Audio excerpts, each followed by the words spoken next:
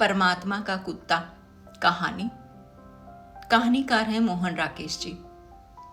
बहुत से लोग यहाँ वहाँ सिर लटकाए बैठे थे, जैसे किसी का मातम करने आए हों। कुछ लोग अपनी पोटलियां खोलकर खाना खा रहे थे। दो एक व्यक्ति पगड़ियां सिर के नीचे रखकर कंपाउंड के बाहर सड़क के किनारे बिखर गए थे। छोले कुलचे वाले का रोजगार गर्म था और कमेटी के नल के पास एक छोटा मोटा क्यू लगा था। नल के पास कुर्सी डालकर बैठा अर्जी नवीस धड़ाधड़ अर्जियां टाइप कर रहा था। उसके माथे से बहकर पसीना उसके होंठों पर आ रहा था, लेकिन उसे पहुंचने की फुर्सत नहीं थी। सफेद दाढ़ियों वाले 2-3 लंबे ऊंचे जाट अपनी लाठियों पर झुके हुए उसके खाली होने का इंतजार कर रहे थे। धूप से बचने के लिए अर्जी नवीस ने जो टाट का पर्दा लगा रखा था वह हवा से उड़ा जा रहा था। थोड़ी दूर मोड़े पर बैठा उसका लड़का अंग्रेजी प्राइमर को रट्टा लगा रहा था। CAT कैट, कैट माने बिल्ली, BAT बैट, बैट माने बल्ला, FAT फैट, फैट माने मोटर। कमीजों के आधे बटन खोले और बगल में फाइलें दबाए कुछ बाबू एक दूसरे से छिड़कानी करते रजिस्ट्रेशन ब्रांच से रिकॉर्ड ब्रांच की तरफ जा रहे थे।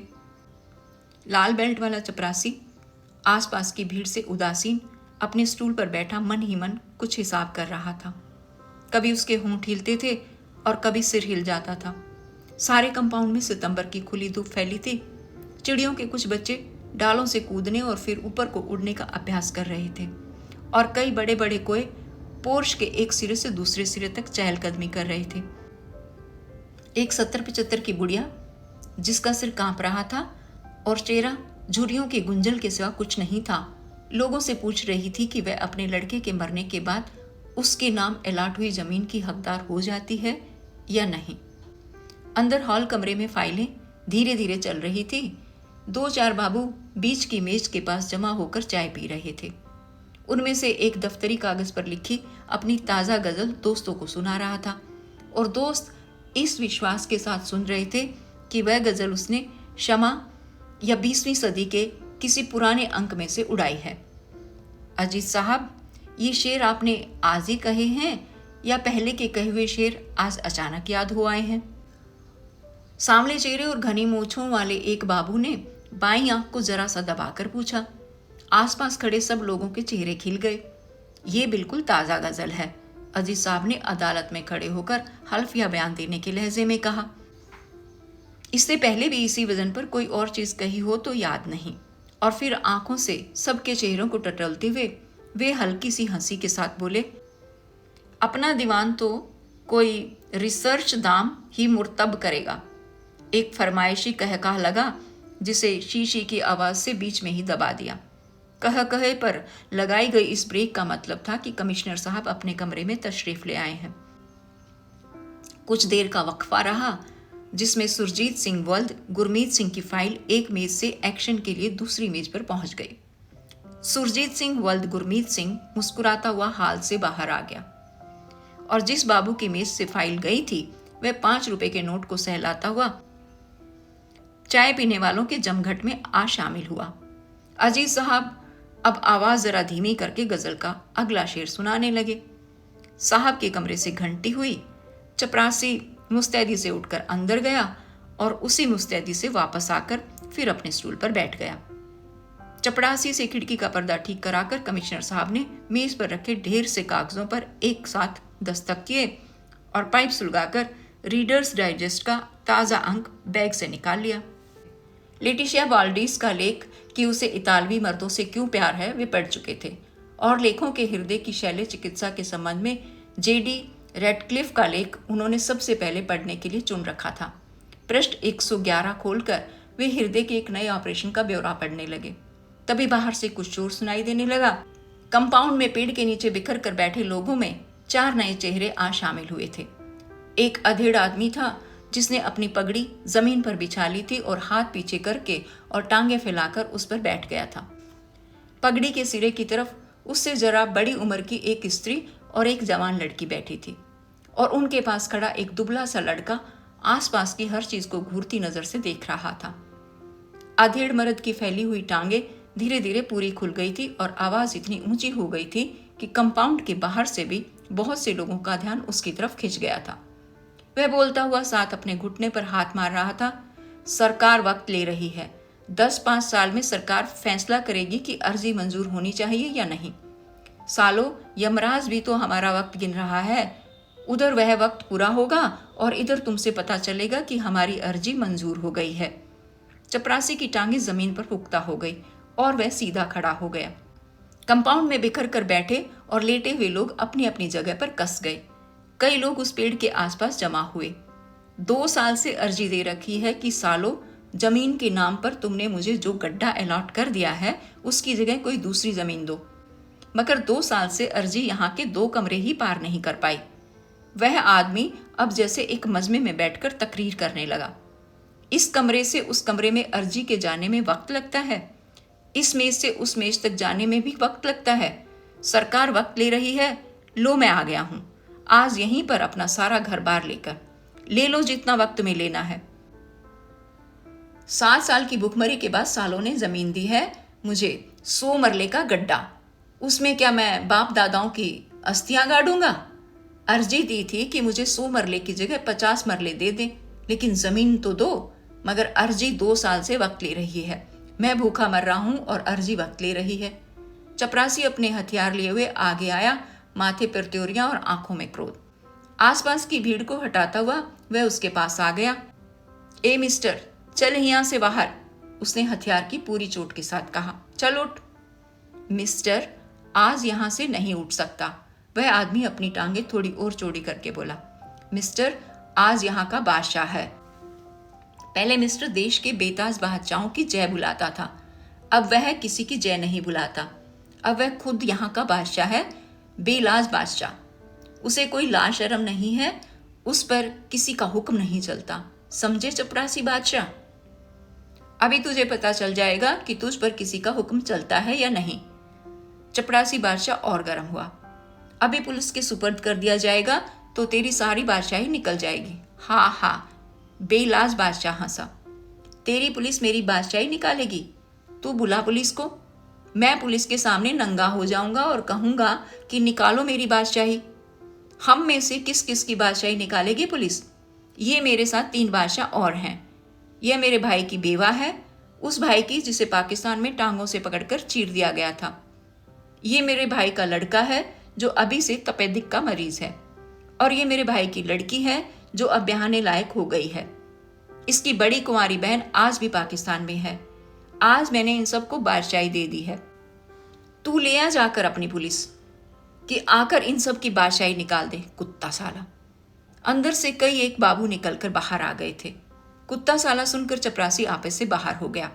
वह तैश में उसे बाह से पकड़कर घसीटने लगा। तुझे अभी पता चल जाता है कि कौन साला कुत्ता है, मैं तुझे मार मार कर। और उसने उसे अपने टूटे हुए बूट की एक ठोकर दी। स्त्री और लड़की सहम कर वहां से हट गई।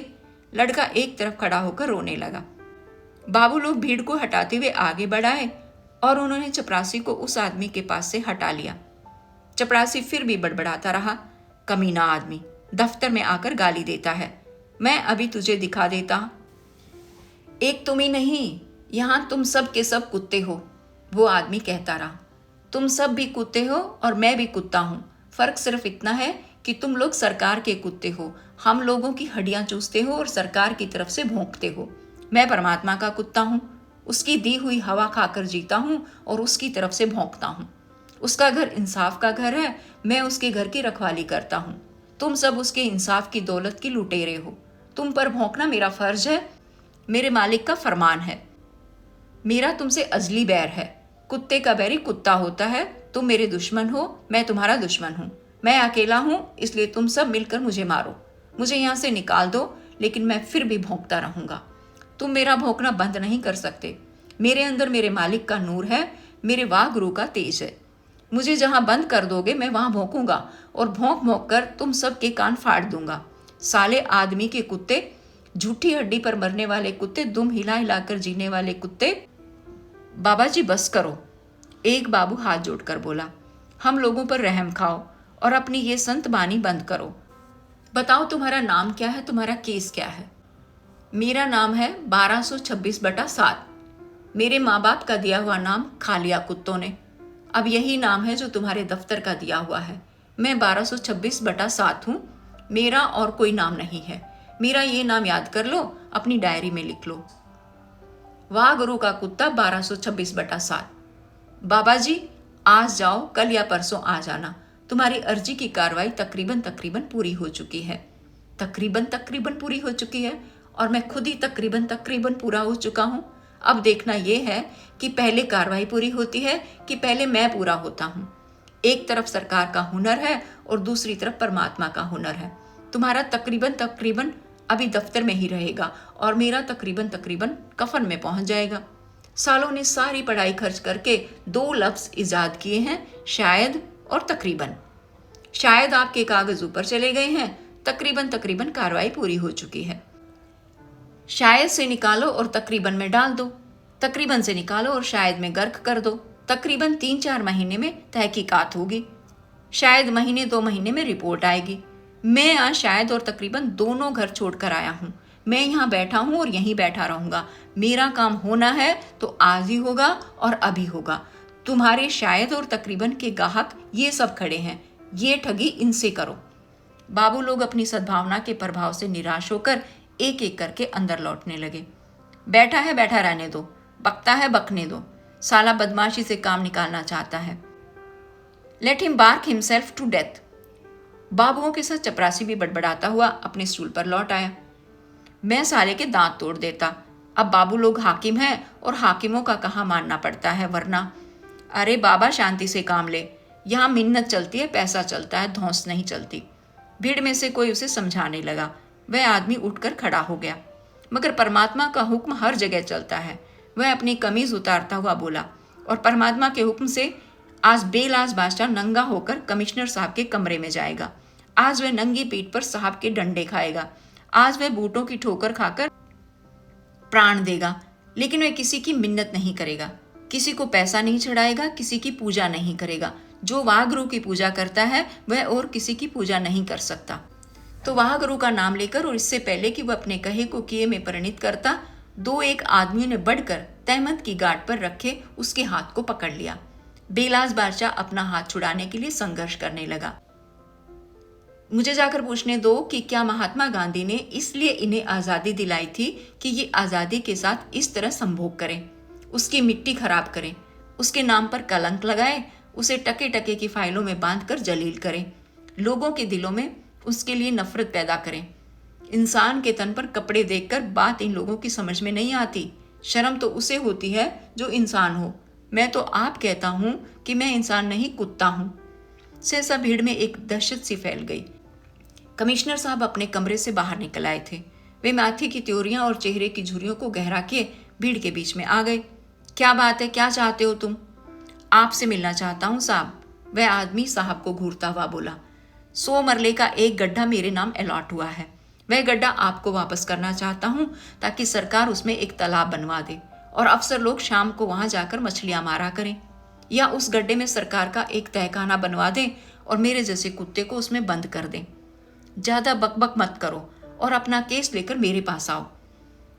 मेरा केस मेरे पास नहीं है साहब, 2 साल से सरकार के पास है, आपके पास है।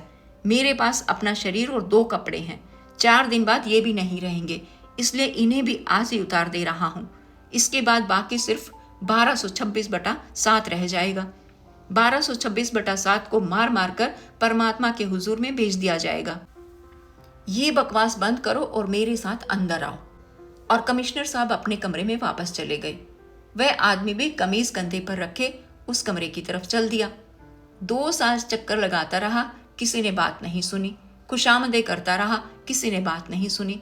वास्ते देता रहा, किसी ने बात नहीं सुनी। चपरासी ने उसके लिए चिक उठा दी और वह कमिश्नर साहब के कमरे में दाखिल हो गया। घंटी बजी, फाइलें हिली, बाबुओं की बुलाहट हुई और आधे घंटे के बाद बेलाज बादशाह मुस्कुराता हुआ बाहर निकल आया। उत्सुक आंखों की भीड़ ने उसे आते देखा तो वह फिर बोलने लगा। चूहों की तरह बिटर बिटर देखने में कुछ नहीं होता। भौंको भौंको, सबके सब भौंको, अपने आप सालों के कान फट जाएंगे। भौंको कुत्तो भौंको। उसकी भौजाई दोनों बच्चों के साथ गेट के पास खड़ी इंतजार कर रही थी। लड़के और लड़की के कंधों पर हाथ रखते हुए वह सचमुच बादशाह की तरह सड़क पर चलने लगा। हयादार हो तो साल दर साल मुंह लटकाए खड़े रहो, अर्जियां टाइप कराओ और नल का पानी पियो। सरकार वक्त ले रही है, नहीं तो बेहया बनो। बेहयाई हजार बरकत है। वह सहसा रुका और जोर से हंसा। यारो, बेहयाई हजार बरकत है। उसके चले जाने के बाद कंपाउंड में और आसपास मातमी वातावरण पहले से और गहरा हो गया। भीड़ धीरे धीरे बिखर कर अपनी जगह पर चली गई। चपरासी की टांगें फिर स्टूल पर झूलने लगी। सामने के कैंटीन का लड़का बाबुओं के कमरे में एक सेट चाय ले गया। अर्जी नवीस की मशीन चलने लगी और टिक टिक की आवाज के साथ उसका लड़का फिर अपना सबक दोहराने लगा। PEN पेन, पेन माने कलम। HEN हेन, हेन माने मुर्गी। DEN डेन माने अंधेरी गुफा।